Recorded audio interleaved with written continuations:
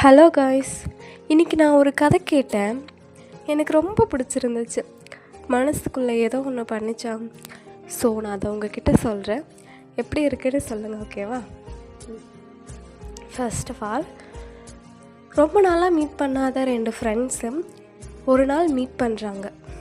என்ன பண்ணுற, எப்படி இருக்க, லைஃப்லாம் எப்படி போகுது அப்படின்ட்டு எல்லா ஃப்ரெண்ட்ஸும் பேசுகிற மாதிரி ஜாலியாக பேசுகிறாங்க. அதில் ஒரு ஃப்ரெண்டு சொல்கிறாரு, அவர் லைஃப்பில் நடந்த ஒரு சின்ன இன்சிடெண்ட் சொல்கிறாரு. அதை இன்சிடெண்ட்டுன்னு சொல்ல முடியாது, ஒரு லவ்வபிள் மூமெண்ட் அப்படின்னு கூட சொல்லிக்கலாம். அவர் சொல்கிறாரு, ஒரு நாள் நானும் என் ஒய்ஃபும் சண்டை போட்டுக்கிட்டோம். சின்ன மிஸ் அண்டர்ஸ்டாண்டிங். அவள் என்ன பண்ணிட்டா, இனிமேல் நான் அவங்க கூட வாழவே மாட்டேன் அப்படின்னுட்டு அவங்க அம்மா வீட்டுக்கு போயிட்டான். போனவ இன்றைக்கி வருவா நாளைக்கு வருவான்னு நானும் பார்த்தேன். ஆனால் அவள் ரொம்ப நாளாக வரவே இல்லை. நானும் தனியாகவே இருந்து பழகிட்டேன். ஒரு நாள் நான் டோர் ஓப்பன் பண்ணிவிட்டு வீட்டுக்குள்ளே வரும்போது அவள் இருந்தா. என்ன ஏதோ தேடிட்டு இருந்தா. என்ன பண்ணுறேன்னு கேட்டேன். அவள் எதுவுமே சொல்லலை. எப்படி இருக்கேன்னு கேட்டேன். திரும்பி பார்த்தா, ஆனால் அப்போவும் எதுவும் சொல்லலை. என்ன தேடுறேன்னு கேட்டேன்.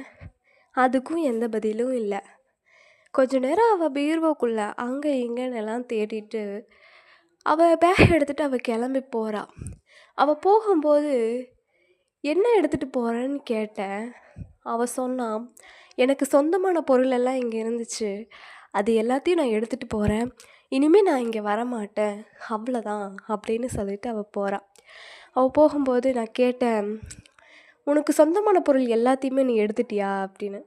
அவள் சொன்னான், ஆமாம் நான் எடுத்துட்டேன் அப்படின்னு. அப்போ திரும்பவும் நான் கேட்டேன், உனக்கு சொந்தமான பொருள் எல்லாத்தையுமே நீ எடுத்துகிட்டு போகிறேன்னு சொன்னல, அப்போ என்னை மட்டும் நீ இங்கே விட்டுட்டு போகிற அப்படின்னு கேட்டேன். அவள் திரும்பி பார்த்தா, அவள் கண்ணெல்லாம் கண்ணீராக இருந்துச்சு.